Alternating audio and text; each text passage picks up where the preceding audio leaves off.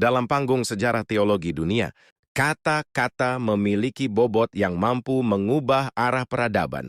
Salah satu untayan kalimat yang paling sering memicu perdebatan panjang mengenai hakikat ketuhanan tertuang dalam Injil Yohanes pasal 14 ayat pertama. Di sana tertulis sebuah kalimat yang sekilas sederhana, namun menyimpan pemisahan yang sangat tegas. Janganlah gelisah hatimu. Percayalah kepada Allah, percayalah juga kepadaku. Jika kita menguliti kalimat ini dengan pisau logika kebahasaan, kita akan menemukan sebuah diksi yang menolak pencampuran identitas. Yesus tidak sedang menyamakan dirinya dengan Sang Pencipta.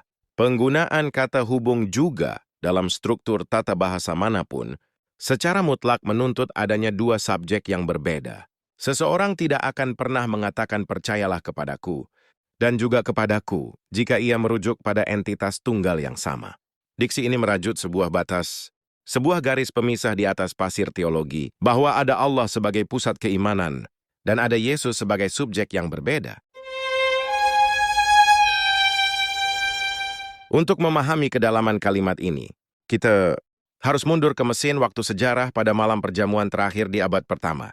Ruangan itu tidak sedang dipenuhi tawa, melainkan dicekam oleh badai kecemasan yang luar biasa. Di bawah bayang-bayang kejamnya hukum salib kekaisaran Romawi, para murid baru saja mendengar kabar yang meruntuhkan mental mereka. Yesus baru saja mengumumkan adanya pengkhianatan dari dalam, meramalkan penyangkalan Petrus, dan secara terbuka berpamitan bahwa ia akan menghadapi kematian. Dalam kondisi psikologis para murid yang sedang terguncang hebat dan ketakutan setengah mati itulah, kalimat ini dilahirkan. Kalimat ini bukanlah sebuah seminar teologi yang rumit tentang hakikat zat ketuhanan, melainkan sebuah konseling spiritual dari seorang guru yang ingin menenangkan hati pengikutnya.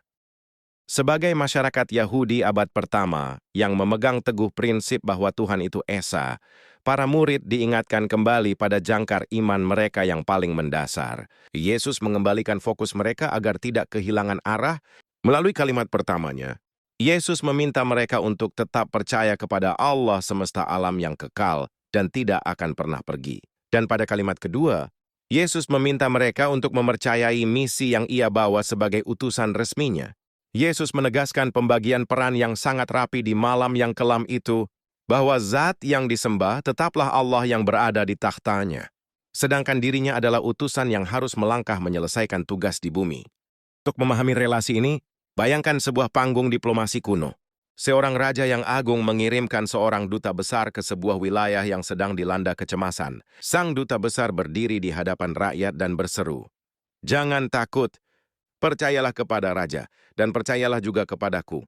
Kalimat itu tidak seketika mengubah sang utusan menjadi pemilik takhta. Otoritas yang ia miliki bukanlah miliknya sendiri, melainkan refleksi dari stempel kerajaan yang ia bawa. Kepercayaan kepada duta besar adalah wujud kepatuhan kepada raja yang mengutusnya. Begitulah bangunan logika yang tersusun. Yesus adalah jembatan maknawi, sang pembawa pesan bukan sang pemilik pesan. Narasi tentang status Yesus sebagai utusan dan hamba yang taat ini terus bergema dalam lembaran-lembaran teks lainnya. Logika ketuhanan menuntut sebuah kehendak yang mutlak dan mandiri. Namun di panggung khotbahnya, Yesus justru menegaskan bahwa dirinya tidak dapat berbuat apa-apa dari dirinya sendiri, dan ia hanya menghakimi sesuai dengan apa yang ia dengar dari Dia yang mengutusnya. Bahkan dengan kejujuran yang luar biasa, ia menyatakan bahwa ajaran yang ia bawa bukanlah milik pribadinya, melainkan murni milik Dia yang telah mengutusnya. Seorang pemilik otoritas tertinggi tidak memerlukan delegasi, dan ia tidak akan pernah mengatakan bahwa ada subjek lain yang lebih besar dari dirinya sendiri, sebagaimana Yesus pernah berujar bahwa Bapa lebih besar daripada aku. Kini, kebenaran telah dihamparkan di hadapan kita.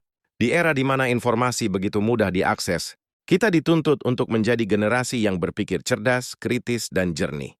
Mari kita sejenak menanggalkan dogma atau fanatisme buta, lalu merenungkan lembaran-lembaran teks sejarah ini dengan hati yang lapang. Waktu terus berjalan, dan hidup ini teramat singkat untuk dilewati dalam kekeliruan pemahaman. Sebelum fajar kehidupan kita meredup dan sebelum semuanya terlambat, gunakanlah akal budi yang telah dianugerahkan untuk mencari hakikat ketuhanan yang murni. Sebab pada akhirnya, kebenaran sejati hanya akan ditemukan oleh jiwa-jiwa yang berani berpikir dan tulus merenung. Dukung terus gerakan literasi, edukasi, dan pembahasan logis seperti ini dengan cara menekan tombol subscribe, memberikan like, serta membagikan video ini kepada kerabat terdekat Anda, dan mari bersama-sama membangun ruang diskusi yang sehat dan mencerahkan di channel Ayah Alif Official. Terima kasih atas perhatian Anda. Wassalamualaikum warahmatullahi wabarakatuh.